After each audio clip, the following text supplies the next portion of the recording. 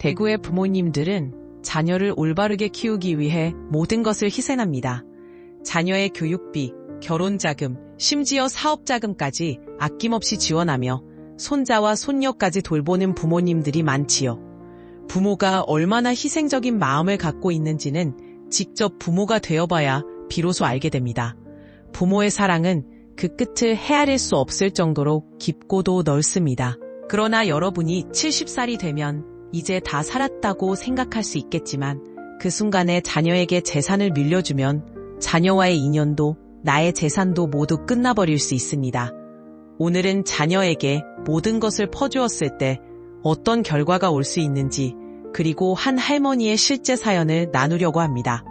그 사연의 주인공인 80대 할머니는 딸에게 아파트를 사준 후 그곳에서 쫓겨나 복도에서 생활하고 있습니다.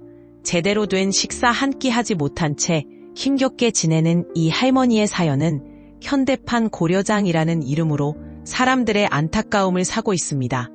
이 할머니는 시멘트 바닥 위에서 이불도 없이 잠을 청하고 생리적인 문제조차 제대로 해결하지 못해 식사도 어려움을 겪고 있다는 안타까운 상황이 한 커뮤니티에 전해졌습니다.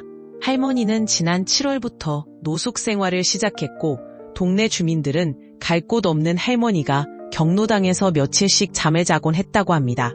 경비실 아저씨는 할머니가 쓰레기를 버리러 나왔다가 비밀번호를 몰라 집에 들어가지 못했다고 전했는데요.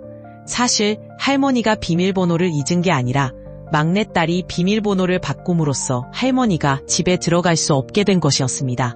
할머니가 들어가지 못한 집은 사실 막내딸을 위해 사주신 집이었습니다. 할머니는 그곳에서 딸과 함께 2해를 보내며 행복한 시간을 보냈다고 합니다. 그런데 어느 날 막내딸은 갑자기 할머니에게 집을 비워달라고 했고 비밀번호까지 바꿔버렸습니다.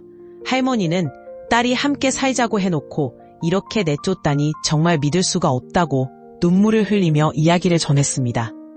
그리고는 문까지 잠그다니 정말 너무하다고 호소했습니다. 이를 본 집주인은 씁쓸하게 옛날 얘기 같지만 지금 벌어지고 있는 현실이다. 현대판 고려장이 따로 없다. 라고 한숨을 내쉬었습니다. 그날 집주인의 도움을 받아 딸과 연락이 닿았지만 딸의 반응은 차가웠습니다. 딸은 모든 게 할머니 때문이라며 관계를 끊겠다고 말했습니다. 제가 2년간 할 만큼 했어요. 더 이상은 힘들다고요. 라며 딸은 불만을 터뜨렸습니다. 이 갈등은 할머니의 재산 분배 문제로부터 시작되었습니다. 과거 할머니는 남편과 함께 동대문에서 누구나 아는 유명한 재봉업체를 운영하며 큰 재산을 모았습니다. 이런 배경 속에서 막내딸이 불만을 품은 것이죠.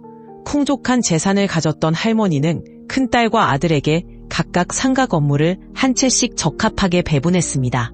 그리고 막내딸에게는 매달 600만 원의 임대 수익을 올릴 수 있는 고시텔을 유산으로 남겼죠.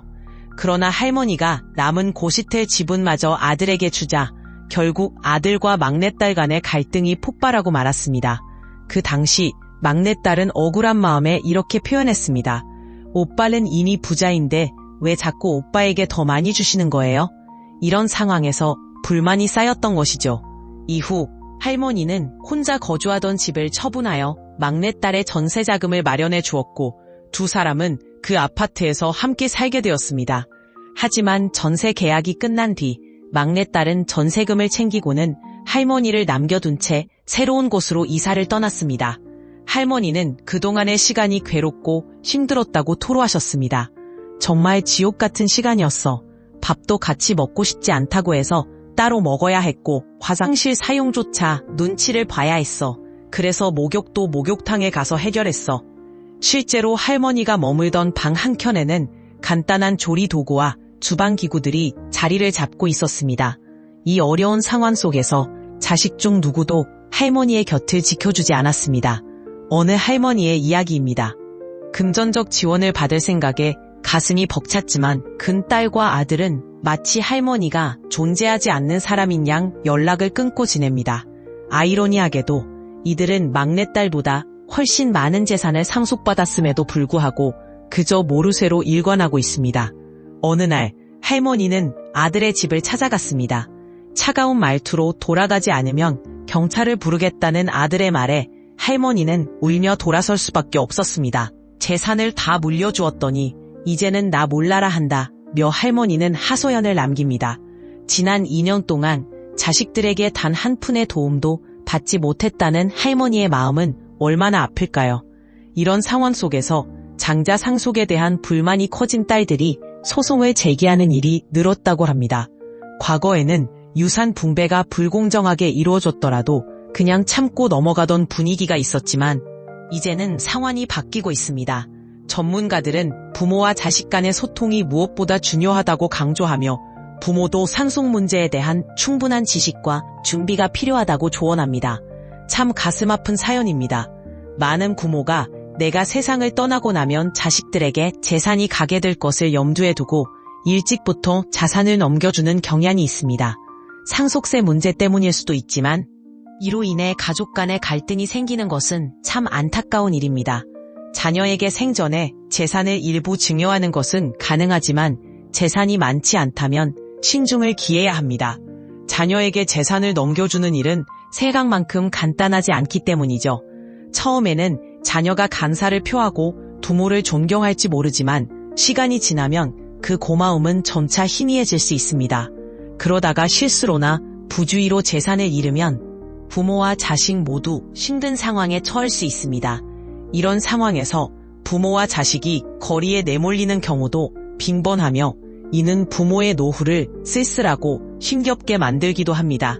누구도 이러한 일이 자신에게 일어나지 않을 것이라 장담할 수 없습니다. 일찍이 부모의 재산을 받은 자녀일수록 그 재산을 제대로 관리하고 유지하는 것은 보통 어려운 일이 아닙니다. 그 중에는 불행히도 부모의 재산을 쉽게 얻는 것을 좋은 기회로 생각하는 경우도 있습니다. 일한 경험 없이 허황된 꿈만 꾸며 사는 사람에게는 언제나 돈이 부족하기 마련입니다. 진정으로 필요한 것은 돈을 버는 능력과 건전한 마음가짐입니다. 부모님이 고생해서 번 돈으로 노후의 행복을 보장받고 싶다는 마음이 당연히 있어야 할 것입니다. 부모를 속여 돈을 손에 넣으려 하는 이들이 있습니다. 자식은 부모를 버려도 부모는 자식을 버리지 못한다는 말이 있죠. 일부 자식들은 이러한 부모의 무조건적인 사랑을 악용하여 사기로 몰아넣습니다. 돈이 급한 자식들은 사업을 시작하겠다며 부모를 찾습니다. 주말이면 아이들을 데리고 부모님 댁을 방문해 돈을 들려주시면 이자를 꼭 갚겠다고 약속합니다. 그러나 돈을 받아간 후엔 아무런 연락도 없습니다. 심지어 어떤 자식들은 부모님이 살고 계신 아파트나 상가를 팔고 자신과 함께 살자고 유혹합니다. 그러면서 건물을 처분한 돈을 빌려주면 부모님을 돌아가실 때까지 돌봐드리겠다고 말합니다. 세상을 살다 보면 남의 돈으로 사업을 일으켜 크게 성공한 사람은 별로 없는 것 같습니다. 남의 돈을 의지해서는 사업에 대한 신중함이나 절실함이 떨어질 수밖에 없겠죠. 어디 의지할 데 없는 상황에서 직장 생활을 통해 모은 전 재산으로 사업을 시작하는 사람이라면 그 신중함과 절실함은 이루 말할 수 없을 것입니다. 자신의 모든 것을 걸어야 하는 상황에서 그 마음의 무게와 각고는 남다를 테니까요. 그렇게 자신의 피와 땀으로 번 돈은 결코 쉽게 한 곳에 쓰이지 않습니다. 반면에 쉽게 얻은 돈에는 자신의 고생과 노력이 담기지 않으니 그만큼 가치 있게 사용되지 않을 때가 많습니다. 그래서 남에게서 받은 사업자금은 금세 사라질 수 있습니다. 어느 날 소개를 통해 땅을 보러 갔을 때 그 땅의 주인은 80세를 넘긴 할머니셨습니다. 땅을 얼마에 파실 거냐고 물었더니 딸에게 문의하라고 하셨습니다. 할머니는 시력도 안 좋으셨고 말도 어눌하게 하셨습니다. 그리고 뒤에는 욕심 많아 보이는 딸이 서 있었습니다. 이미 판단력이 약해진 할머니는 모든 권한을 딸에게 넘기는 듯했습니다. 아마도 딸은 할머니를 모시겠다고 하면서 실질적인 이익을 챙기고 있는 것 같았습니다. 물론 저는 그 땅을 살 마음이 없었지만 할머니의 딸을 보니 마음이 씁쓸해졌습니다. 저는 그 할머니께서 평온하고 행복하게 여생을 보내시기를 진심으로 바랍니다. 때로는 부모님이 자녀에게 속아서 경제적으로 지원을 하기도 하지만 단지 자식이라는 이유 하나만으로 기꺼이 도움의 손길을 내미는 경우도 많습니다. 그러나 부모님의 이런 따뜻한 마음을 악용하는 자식들은 낯선 사람들을 속이는 사기꾼보다 더 불쾌한 존재라고 생각됩니다. 자녀의 실망스러운 모습에 부모님의 마음이 힘들고 아플 수밖에 없겠지만 저는 부모님들이 좀 더 지혜롭게 자녀를 대하셨으면 하는 바람이 있습니다. 단순히 물고기를 주기보다는 자녀가 스스로 물고기를 잡을 수 있는 능력을 기를 수 있도록 돕는 것이 중요하다고 생각합니다. 이것이야말로 진정한 가족의 평화를 가져올 수 있는 방법일 것입니다. 누구나 인생은 쉬운 것이 아니라는 사실을 깨달아야 합니다. 어릴 때부터 부모로부터 경제와 금융교육을 받은 이들은 다소 나은 출발선을 가질 수 있지만 대부분의 자녀들은 부모의 재산에 의존하며 무모한 사업을 벌이거나 사기에 휘말리는 경우가 많습니다. 부모님들께서는 자녀들이 좀 더 책임감 있고 실용적인 사고를 가질 수 있도록 이끌어 주셨으면 좋겠습니다. 우리는 가끔 전 재산을 잃는 상황에 처할 수 있습니다. 아이가 아무리 똑똑하다 해도 사기꾼은 그보다 더 교묘하게 사람들을 현혹할 수 있다는 사실을 잊지 말아야 합니다. 제가 아는 한 지인의 남편은 수학교사였는데 그의 아내가 먼저 다단계 사업에 발을 들이고 남편까지 그 교육에 참여시키게 되었습니다. 그 결과 다단계의 수익에 현혹되어 부부는 가지고 있던 자산을 모두 다단계 사업에 투자하게 되었죠.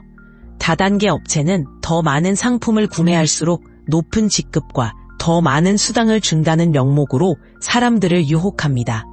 결국 이 부부는 필요하지도 않은 물건들을 대량으로 구입하기 시작했고 그 물건들은 집에 차곡차곡 쌓이기만 했습니다. 업체는 매달 더 많은 상품을 사도록 압박하고 많은 사람들을 가입시켜야 수당이 늘어난다며 부추깁니다. 잘못되면 자신뿐만 아니라 주변 친인척의 돈까지 위험에 처할 수 있다는 점을 명심하세요. 최근 많은 이들이 피해를 입었던 그 다단계 회사는 결국 사기임이 밝혀졌습니다. 우리 주변에는 탐욕을 노리고 접근하는 회사들이 존재합니다. 물론 모든 다단계 회사가 그런 것은 아니지만 특히 검증되지 않은 다단계 회사는 조심해야 합니다. 설립한 지 몇 년 되지 않았거나 매달 상품 구매를 강요하는 회사들은 더욱 주의가 필요합니다.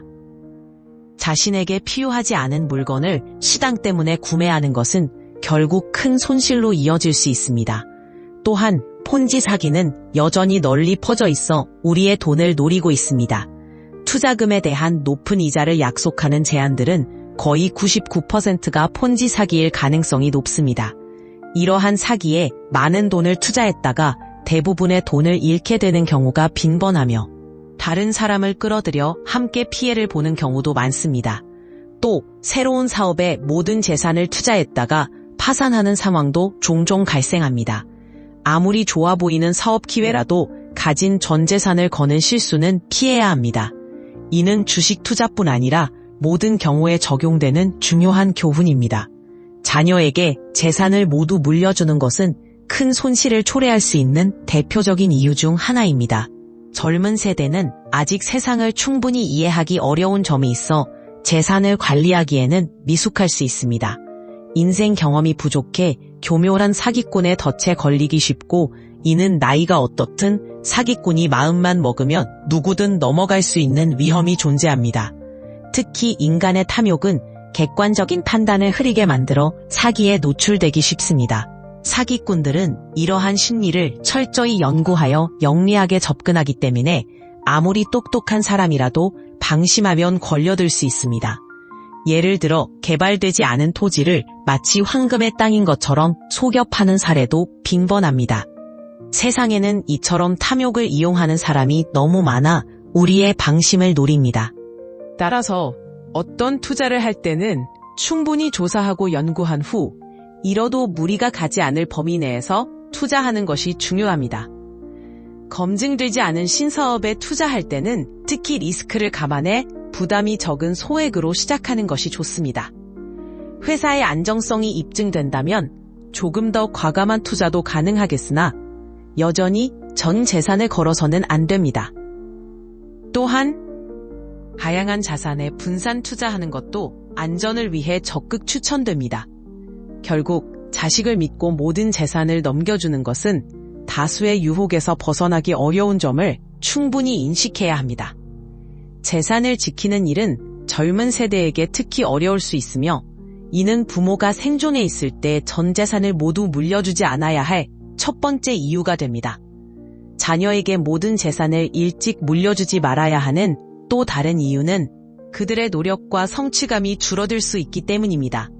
부모가 평생 열심히 일해서 모은 재산을 쉽게 물려받으면 자녀는 편안한 생활에 안주하고 싶은 마음이 들 수 있습니다. 이는 종종 직장을 그만두고 새로운 사업이나 느슨한 일을 찾는 결과로 이어질 수 있으며 결국엔 쉽게 번 돈을 물 쓰듯 쓰게 됩니다. 많은 사례가 이미 이를 증명하고 있습니다. 로또 당첨자들의 삶을 보면 갑작스러운 큰 돈이 그들을 어떻게 망가뜨리는지 알 수 있습니다. 수백억 원을 받은 당첨자들이 몇 년 만에 노숙자로 전락하는 경우는 드물지 않습니다. 이는 인간이 본능적으로 안락한 생활과 향락을 추구하는 존재라는 것을 보여줍니다. 이러한 유혹에서 벗어나는 것은 결코 쉽지 않으며 우리 모두는 이러한 위험성을 인지해야 합니다. 옛날이나 지금이나 재산이 많은 부모로부터 부를 물려받은 자녀들이 젊어서 향락에 빠지거나 마약 중독으로 인해 인생의 방향을 잃는 경우가 적지 않습니다. 돈이 많으면 고생하는 삶보다는 쉽게 살고 싶어하는 것이 인간의 본성입니다. 바로 이 점에서 많은 재산을 자녀에게 물려주면 그들을 오히려 망칠 수 있다는 말이 생긴 것입니다. 따라서 재산이 많을수록 자녀 교육은 더욱 철저히 이루어져야 하며 그렇지 않으면 자녀는 쾌락과 유혹으로 인해 스스로의 인생을 망칠 수 있습니다. 자녀에게 물려주는 것에 대해 신중하게 고민해야 할 필요가 있습니다. 오늘의 이야기를 통해 자녀에게 성급히 재산을 상속하는 것이 오히려 그들의 삶에 부정적인 영향을 줄 수 있다는 점을 다시 한번 생각해 보시기 바랍니다. 마지막으로 부모와 자식 간 관계에 대한 깊이 있는 글을 소개합니다. 부모는 자녀의 장점을 굳이 드러내지 않으며 자녀 또한 부모의 약점을 말하지 않는다는 이야기를 들어보신 적 있나요? 이는 옛사람들이 자식을 사랑하는 방식을 잘 보여줍니다. 자식을 향한 그들의 사랑은 내면으로 깊숙이 감춰져 있으며 겉으로는 드러나지 않습니다. 사마천의 가범에서는 증자의 말을 빌려 이런 부모의 사랑을 전하고 있습니다. 군자는 자식을 사랑하지만 그 사랑을 겉으로 드러내지 않습니다. 자녀에게 일을 맡길 때에도 안쓰러운 표정을 짓지 않고 절제된 태도로 지도합니다. 이런 방법으로 부모는 자녀를 이끌어 나가며 강압적인 언어 대신 온화한 태도로 자녀를 인도합니다. 이와 같은 사랑의 방식이 진정한 부모의 모습이 아닐까요? 마음속 깊이 자식을 사랑하지만 겉으로는 잘 드러내지 않고 늘 엄숙한 태도로 자녀를 대하시는 부모님. 얼굴이나 말씨에서 기쁨을 잘 표현하지 않는 모습이 오히려 자식을 멀어지게 할 수 있다고 합니다. 이처럼 명령조로 자녀를 이끌면 부모의 따뜻한 마음이 전달되지 않을 수 있습니다. 차근차근 시간과 마음을 들여 자녀가 자연스럽게 부모를 이해하도록 하는 것이 중요하죠. 부모님이 자녀의 장점을 이야기하지 않는 이유는 3가지입니다.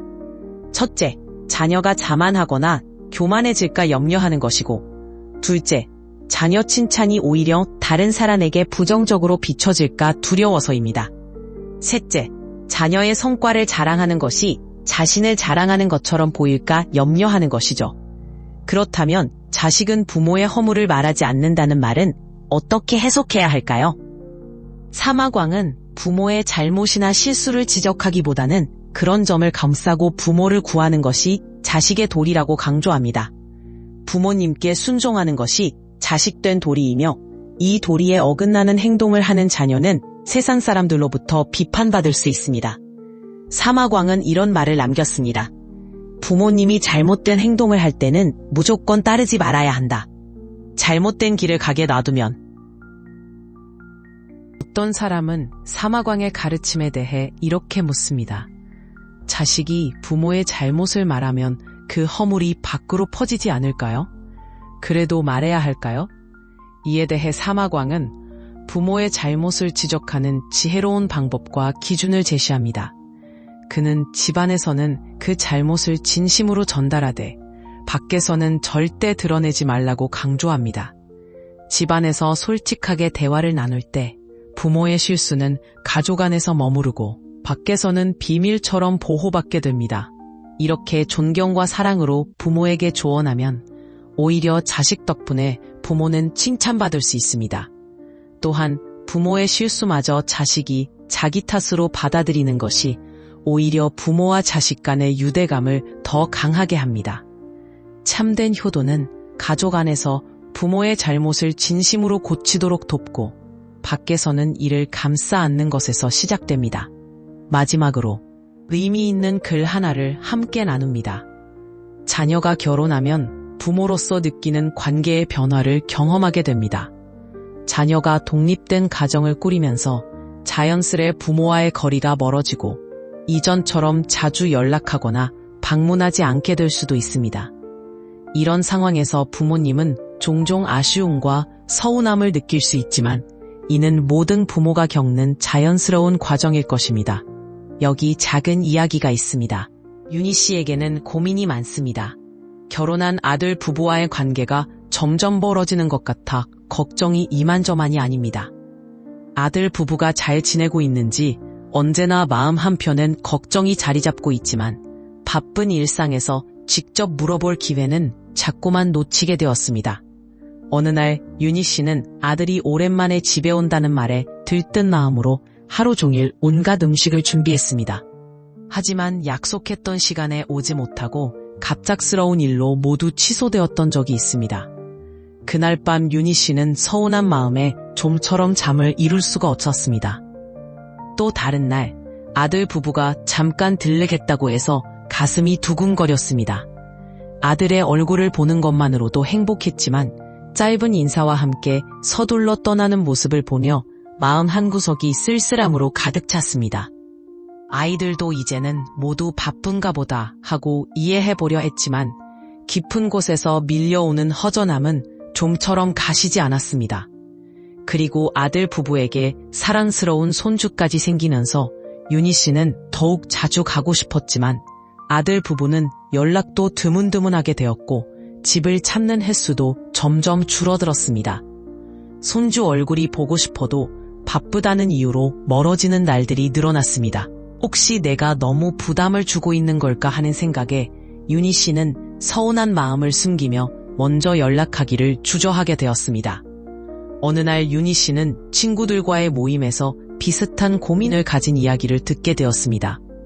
한 친구가 요즘 아이들은 부모의 보살핌을 부담스러워하더라며 아쉬움을 털어놨고 다른 친구는 연락을 기다리기만 하기보단 우리도 우리의 삶을 살아야 한다고 했습니다. 친구들과 대화를 나누던 윤희 씨는 자녀에게 부담을 주는 대신 소통의 방식을 조금 바꿔보는 게 좋겠다는 생각을 하게 되었습니다. 자녀와의 거리를 어떻게 좁힐 수 있을까 고민하던 윤희 씨는 작은 말 한마디가 가진 힘을 새삼 깨닫게 되었습니다. 오늘의 이야기는 바로 이 경험에서 시작됩니다. 자녀와 더 가까워지고 편안한 관계를 유지하기 위해서는 작은 말 한마디로도 큰 변화를 이끌어낼 수 있습니다. 자녀가 느끼는 부담을 덜어주고 마음의 거리를 좁히는 방법은 아주 간단한 몇 마디에서 출발합니다. 지금부터 소개해드릴 한마디 한마디가 여러분과 자녀 사이를 더 따뜻하게 만들어줄 것입니다. 윤희 씨는 자녀와 더 가까워지기 위해 말의 힘에 대해 깊이 고민하게 되었습니다. 일상에서 흔히 사용하는 말들이 때로는 자녀에게 부담을 주기도 하고 어떤 말들은 오히려 큰 위로와 공감을 줄 수 있음을 깨달았습니다. 그래서 이제는 왜 연락이 없니? 나 가끔씩 찾아와야지 같은 말보다는 자녀와의 편안한 대화를 시도해보기로 했어요. 글 시작은 마음의 작은 씨앗, 그럴 수 있지 라는 말이었죠. 첫 번째로 그럴 수 있지라는 말을 떠올렸던 순간을 얘기해볼게요. 자녀가 갑작스러운 상황 때문에 방문이 어려워졌거나 다른 이유로 바쁘다고 할 때가 있잖아요. 이전에 윤희 씨는 자연스럽게 그게 무슨 핑계야 또는 그래도 부모님께는 와야지 라는 생각이 먼저 들었지만 이제는 그럴 수 있지 요즘 많이 바쁜가 보네 라고 말하며 자녀의 상황을 이해하려고 노력을 기울였어요. 윤희 씨의 딸도 육아와 직장일로 정신없을 때가 많았죠. 그러던 어느 날 딸이 엄마 너무 힘들어 아이 돌보는 게 쉽지 않아 라고 토로했을 때였습니다. 그 순간 윤희 씨는 본능적으로 애 키우는 게 다 그런 거지 라고 말하고 싶었지만 조금 더 깊이 딸의 마음을 헤아리려고 했답니다. 어느 날 문득 떠오른 말이 있었지만 잠시 멈추고 그럴 수 있지, 나도 그래 본 적 있어 라고 말해 주었어요. 그 말을 듣는 순간 부모가 자녀의 결정을 수용하고 지지한다는 것은 자녀에게 엄청난 힘이 됩니다. 특히 중요한 결정을 앞두고 부모의 응원은 자녀에게 큰 자신감을 심어줍니다. 이런 긍정적인 반응은 자녀가 자신의 결정을 존중받고 있다고 느끼게 하며 부모와의 관계도 더욱 견고해지게 만듭니다. 작은 칭찬 하나가 부모와 자녀 사이의 대화를 더욱 부드럽고 감정적으로 따뜻하게 만들어주는 것이죠. 세 번째, 제가 많이 배웠어요. 딸이 최신 육아법이나 건강관리에 대해 이야기하는 것을 들으면서 과거에는 내가 다 겪어봤는데 그런 게 무슨 소용이 있겠어 라고 생각하곤 했습니다. 하지만 그날은 딸의 이야기를 들으며 진심으로 내가 많이 배웠어. 덕분에 새로운 것을 알게 됐네 라고 말했습니다. 다른 어머니는 제가 딸의 말을 진지하게 듣고 존중해주는 모습을 보고 깊은 감동을 받았다고 했습니다. 내가 많이 배웠어 라는 표현은 부모가 자녀의 의견을 경청하고 자녀리부터도 배우고자 하는 자세를 보여주는 말입니다. 부모와 자녀의 관계가 발전하고 자녀가 성인으로 성장해 갈 때 이 한마디는 내가 부모님께도 도움이 되는 존재구나 라는 자존감을 심어줄 수 있습니다. 자녀에게 진정한 자부심을 느끼게 해보세요. 짧은 말 한마디가 그 어떤 긴 설명보다 중요한 메시지를 전달할 수 있습니다. 자녀와의 대화에서 그들의 지식과 의견을 존중한다는 느낌을 주면 자연스럽게 더 많은 대화를 나눌 수 있는 분위기를 만들어줄 수 있습니다. 또한 힘들었겠구나 라는 말의 힘은 놀랍습니다. 매일같이 바쁜 하루를 보내는 며느리를 보며 윤희 씨는 조언을 주고 싶은 마음이야 컸지만 이번에는 다른 접근법을 선택했습니다. 어느 날 며느리가 정말 하루하루 너무 바빠요. 이제는 힘들어서 어쩔 줄 모르겠어요. 라고 힘든 마음을 털어놓았을 때 윤희 씨는 힘들었겠구나. 내가 도울 수 있는 부분이 있으면 말해. 라며 따뜻한 공감을 표현했습니다. 이 한마디가 주는 위로는 대단합니다. 사람은 누구나 자신의 어려움을 이해받고 싶어 합니다.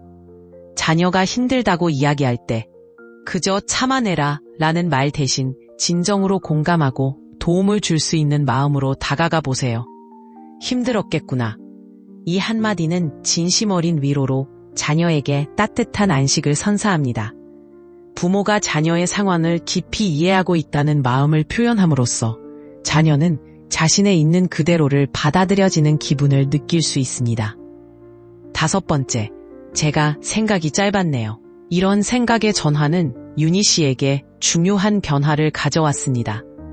과거의 방식을 고수하며 충고하려다 보면 아들 부부가 어려움을 느낄 때도 있었습니다.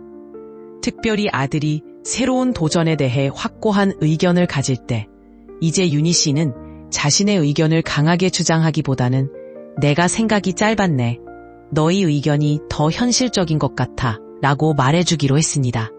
이 한마디는 부모가 자녀의 의견을 진정으로 존중하고 수용하는 모습을 보여주며 자녀에게 깊은 신뢰를 심어줍니다. 자녀와의 대화에서 자신의 부족함을 인정하는 태도는 부모와 자녀의 관계를 더욱 부드럽고 유연하게 만들어줍니다. 자녀의 의견을 존중하고 필요할 때 자신의 부족함을 솔직하게 인정하는 태도는 자녀에게 신뢰와 존경을 얻는 데 큰 도움이 됩니다. 제가 생각이 짧았네요 라는 한마디는 자녀가 부모와의 관계에서 안심하고 자신의 생각을 자유롭게 표현할 수 있는 환경을 조성해줍니다. 이는 부모와 자녀 간의 관계를 더욱 깊고 성숙하게 만들어줍니다. 또한 자녀와 대화를 나눌 때 꼭 기억해둘 한마디는 그래? 입니다. 자녀가 여러 고민을 털어놓을 때 부모로서 걱정과 충고가 먼저 떠오르겠지만 그 순간 자녀가 진정으로 바라는 것은 자신의 마음을 들어주는 것입니다. 윤희 씨는 딸이 육아와 일로 힘들어할 때 엄마도 그 마음 알아 라며 차갑게 대하지 않고 네가 힘든 만큼 나도 이해해. 어디서든 의지하고 싶겠지 라고 말하며 딸의 마음을 따뜻하게 어루만져 주었습니다. 자녀에게 건네는 단 한마디의 말이 자녀에게 큰 위로가 되고 부모와 자녀 간의 깊은 신뢰를 확인하는 소중한 순간이 될 수 있습니다. 결혼한 자녀와의 관계를 잘 유지하기 위해 필요한 말들은 복잡하거나 어려운 것이 아닙니다. 자녀가 부모와의 관계에서 느낄 수 있는 부담을 덜어내고 서로의 삶을 존중하며 가까워질 수 있는 방법은 몇 가지 따뜻하고 진솔한 말로 충분합니다. 오늘 제가 소개한 한마디 한마디가 자녀와의 진정한 소통을 시작하는 계기가 될 것입니다. 부모와 자녀의 관계가 사랑과 이해로 가득 찬 따뜻한 관계로 발전하길 바랍니다. 자녀가 결혼을 하면 부모와 자녀 사이의 관계는 자연스럽게 큰 변화를 겪습니다. 자녀가 어른이 되어 결혼이라는 중요한 결정을 내리는 순간은 부모에게 큰 기쁨과 함께 약간의 아쉬움도 남깁니다. 오랫동안 부모의 품 안에서 자라온 자녀가 이제는 새로운 가정을 이루고 자신의 길을 걷기 시작하기 때문입니다. 그러나 이러한 변화는 부모에게도 깊은 의미가 담겨 있습니다. 자녀가 이제는 부모의 토움을 필요로 하지 않고 자신의 배우자와 함께 인생을 멋지게 꾸려나갈 만큼 성숙해졌다는 것을 보여주기 때문이죠. 자녀가 결혼한 후에는 부모와 자녀 간의 시간을 예전처럼 자주 갖기 어려워지게 됩니다. 자녀는 이제 배우자와의 소중한 시간은 물론 직장 생활과 새로운 가족의 일원으로서의 책임도 함께 지게 되어 자연스럽게 부모와의 소통은 줄어들게 됩니다. 예전에는 부모와 함께 많은 시간을 보냈지만 이제는 명절이나 특별한 기념일에 가끔 만나는 것이 전부일 때도 많습니다.